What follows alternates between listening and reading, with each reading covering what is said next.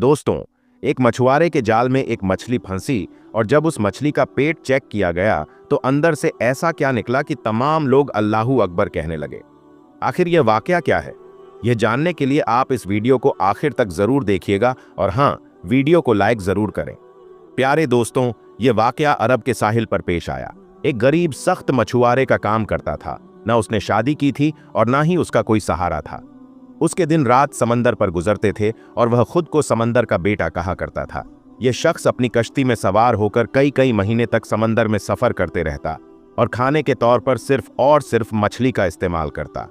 उसे अपनी मुस्तकबिल की कोई फिक्र नहीं थी और ना ही उसने कभी यह सोचा था कि उसे एक हमसफर की जरूरत है।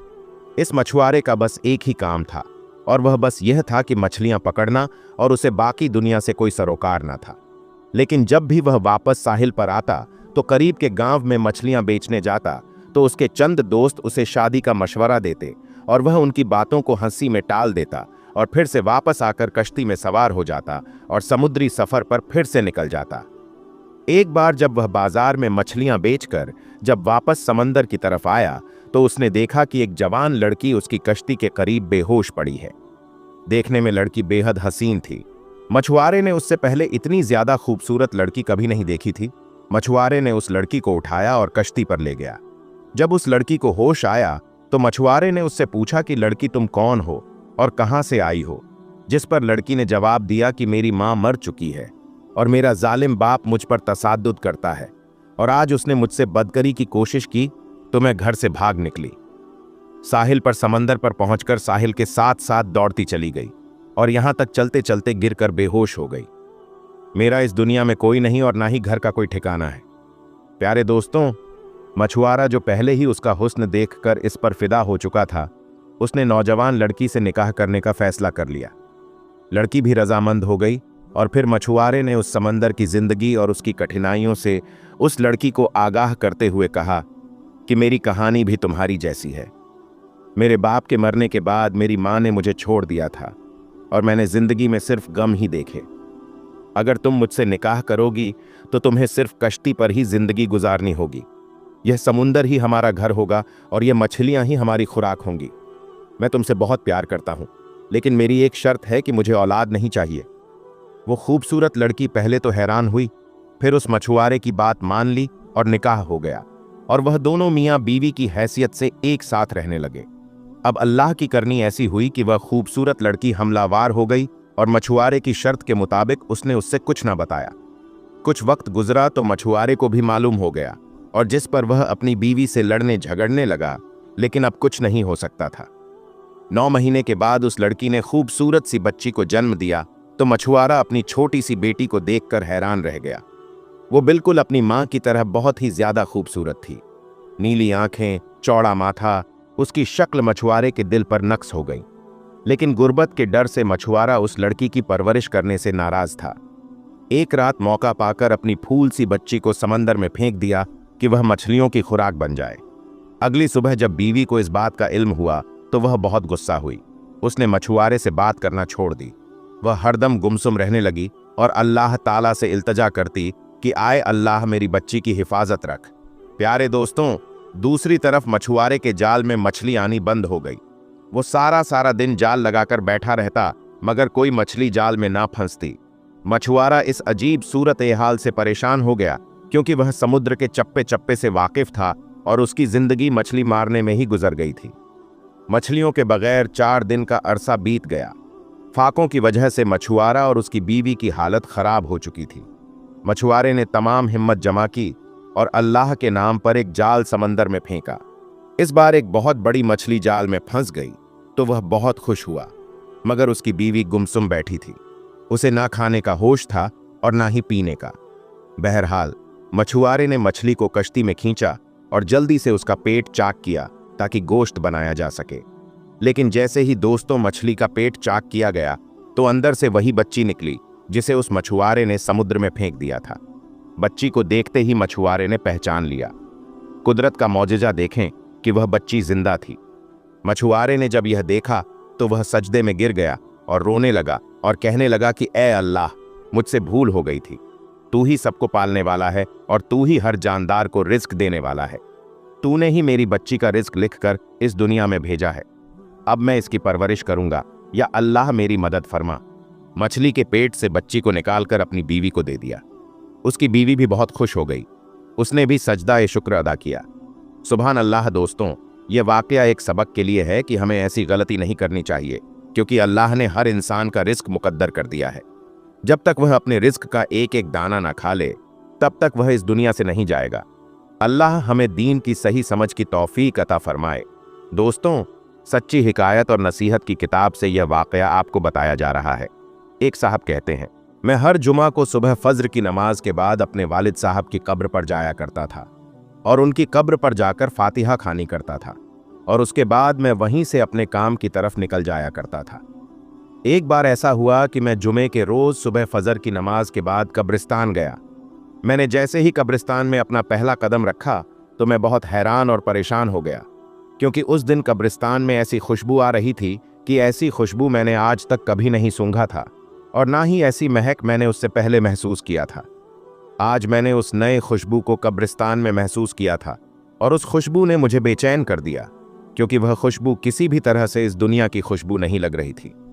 खैर, उसके बाद मैं अपने वालिद साहब की कब्र पर पहुंचा और फातिहा खानी करने लगा। उसके बाद मैंने देखा कि मेरे वालिद साहब की कब्र के फासले पर एक नई कब्र बनी हुई है। उस पर ताज़ा फूल और नई चादर रखी हुई है। उससे अंदाज़ा लगाना मुश्किल नहीं था कि यह कब्र 2 या 3 दिन पहले ही तैयार की गई है। उसके बाद जब मैं वालिद साहब की कब्र से फारिग हुआ तो मैं वापस जाने लगा। फिर मैंने सोचा कि क्यों ना इस नई कब्र पर भी दुआएं मगफिरत मांग लूं। यह सोचकर मैं उस नई कब्र की तरफ चल पड़ा और वहां जाकर मगफिरत की दुआ मांगने लगा।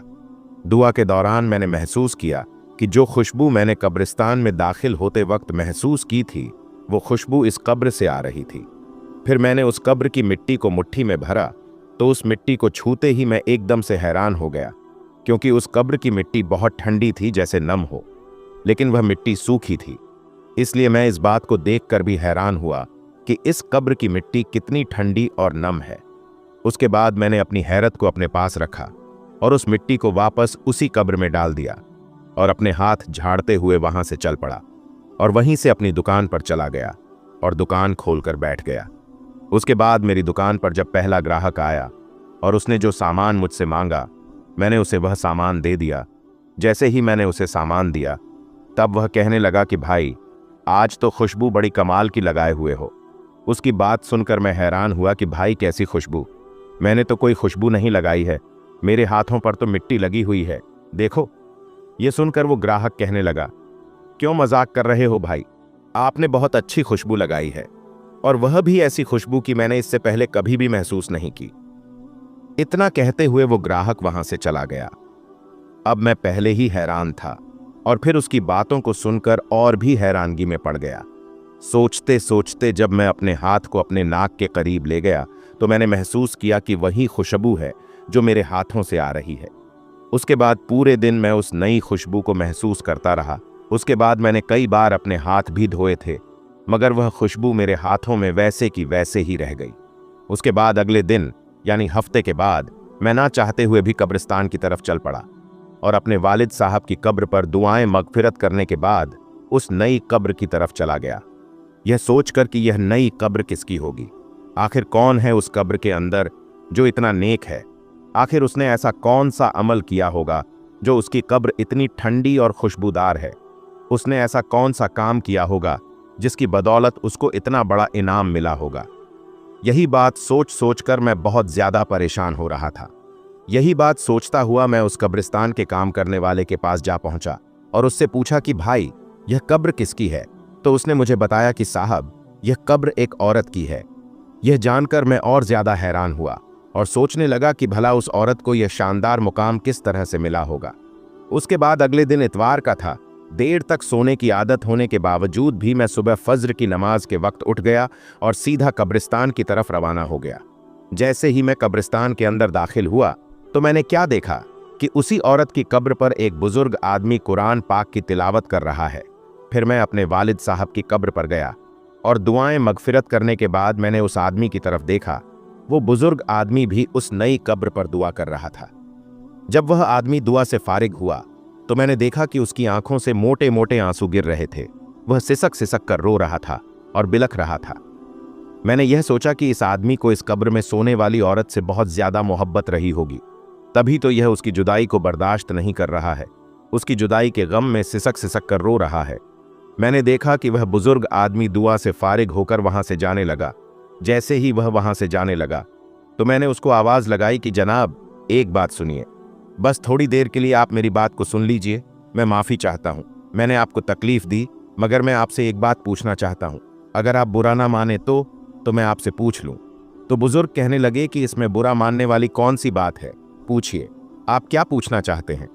उन्होंने निहायत ही अदब और मोहब्बत के साथ जवाब दिया। मैंने कहा, जी शुक्रिया आपका। मैंने कहा कि अभी आप जिस कब्र पर दुआ मांग रहे थे, यह कब्र किसकी है? अगर आप मुनासिब समझे तो बता दीजिए। तो वह बुजुर्ग कहने लगे, जी आप ये क्यों पूछ रहे हैं? तो मैंने कहा कि दरअसल इस कब्र से आने वाली खुशबू ने मुझे बेचैन कर दिया है। इस कब्र की ऐसी खुशबू मैंने आज तक कहीं पर भी दूसरी ओर महसूस नहीं की। मुझे यह खुशबू इस दुनिया की नहीं लगती है। मैं आपसे यह कहना चाहता हूं कि साहिब कब्र ने ऐसा कौन सा अमल किया है जिसकी वजह से यह मकाम मिला है। दोस्तों, अब हम आपको बताने वाले हैं। दोस्तों, आज की इस वीडियो में हम आपको एक ऐसा वाकया सुनाएंगे जिसको सुनकर आपके रोंगटे खड़े हो जाएंगे। जी हाँ दोस्तों, यह वाक्य एक दुल्हन का है जो अपनी बारात वाले दिन दुल्हन बनी और अचानक कब्र में पहुंच गई। दोस्तों, इस वाक्य की पूरी तफसील हम आपको बताएंगे। दोस्तों, जब अल्लाह ताला किसी बंदे से राजी हो जाता है तो उसकी अदा को इस कदर पसंद करता है, यानी दुनिया वालों के सामने भी जाहिर करता है कि मैं इस बंदे से राजी हो चुका हूं। दोस्तों, यह वाकया कुछ इस तरह है।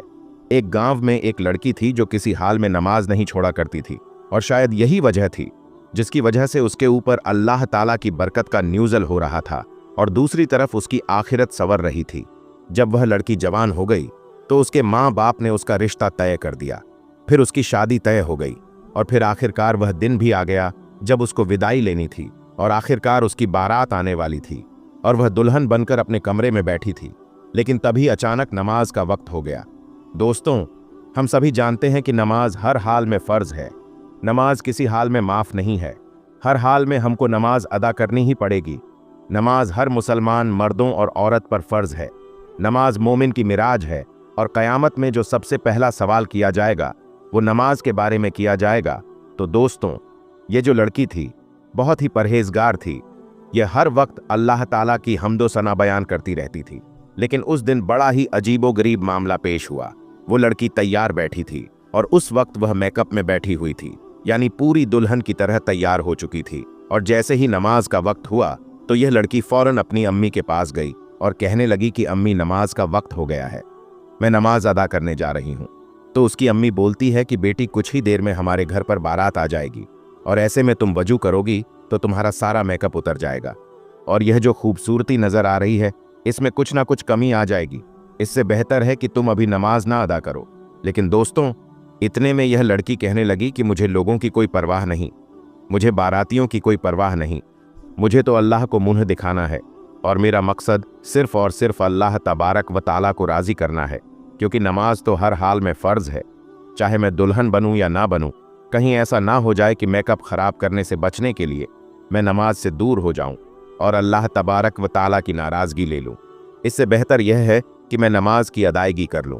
लड़की की यह बात सुनने के बाद उसकी माँ बहुत गुस्सा हुई और बोली, ऐसा ना करो, हमारी बदनामी होगी। लेकिन दोस्तों, वह लड़की किसी भी हद तक राज़ी ना हुई और कहने लगी, माँ, मुझे अल्लाह तबारक व ताला को मुंह दिखाना है, अल्लाह को राज़ी करना है, न कि उन बारातियों को मुंह दिखाना है। इसलिए मैं हर हाल में अल्लाह तबारक व ताला की हम्दो सना करूंगी और नमाज अदा करने जाऊंगी। दोस्तों, हम आपको बता दें कि इधर उसकी माँ की आंखों में आंसू आ गई और वह रोती हुई कमरे से बाहर निकल गई। दूसरी तरफ वो अल्लाह वाली लड़की थी, उसके दिल में ईमान की रोशनी जगमगा रही थी। वो लड़की वजू करने के लिए गुसलखाने पहुंच गई और उसने वजू किया। दोस्तों, हम सभी जानते हैं कि दुल्हन को सजने संवरने में काफ़ी वक्त लगता है, लेकिन उस लड़की ने इस बात की परवाह नहीं की कि दुनिया मेरे बारे में क्या सोचेगी। उसने इस बात की परवाह की कि अल्लाह तबारक व ताला मेरे बारे में क्या सोचेगा, कहीं अल्लाह ताला मुझसे नाराज़ ना हो जाए। इसलिए वह वजू बनाने के लिए तैयार हो गई और इसने इधर वजू बनाया और नमाज की अदायगी शुरू कर दी। दोस्तों, आपको बता दें कि उसने अभी नमाज पढ़ना शुरू ही किया था। जैसे ही यह लड़की सजदे में गई, वैसे ही फौरन उसकी रूह कब्ज हो गई। यानी कि अल्लाह तबारक व ताला इस लड़की को इतनी प्यारी मौत से नवाजा। दोस्तों, जरा सोचिए कि अगर अल्लाह तबारक व ताला को हमारी छोटी सी भी अदा पसंद आ जाए तो हमारा बेड़ा पार हो जाएगा। दोस्तों, जब मौत आनी होती है तो मौत आकर ही रहती है, ना ही एक लम्हा ज्यादा और ना ही एक लम्हा कम मिलेगा। दोस्तों, आप सोचिए कि दुल्हन ने बारातियों की परवाह न की और अल्लाह तबारक व ताला की रजा के लिए सजदे में सर झुका दिया। अल्लाह ताला को उसकी यह अदा इतनी ज्यादा पसंद आई कि अल्लाह ताला ने उसे अपने पास बुला लिया। दोस्तों, जैसे ही बारात घर को आए तो लड़की के माँ बाप लड़की के कमरे में गए, लेकिन जैसे ही कमरे में दाखिल होते हैं तो क्या देखते हैं कि हमारी लड़की अल्लाह तबारक व ताला की रजा के लिए सजदे में इंतकाल कर गई। अल्लाहू अकबर। दोस्तों, अल्लाह तबारक व ताला से दुआ है कि अल्लाह ताला हमें भी ऐसी मौत नसीब फरमाए। आमीन सुम्मा आमीन। दोस्तों, जरा सोचिए, अगर वह लड़की अपनी माँ की बात मान लेती तो क्या होता। वैसे भी मौत तो आनी ही है, मगर मेकअप की हालत में मरती तो अल्लाह तबारक व ताला की नाराजगी के साथ जाती। लेकिन दोस्तों, अल्लाह तबारक व ताला को तो कुछ और ही मंजूर था। अल्लाह ताला अपनी बंदी को सजदे की हालत में उठाना चाहता था। यह अल्लाह ताला का उस लड़की पर बहुत बड़ा करम था। फिर उसके बाद उस लड़की को उसी शादी के जोड़े में दफन कर दिया गया। सुभान अल्लाह।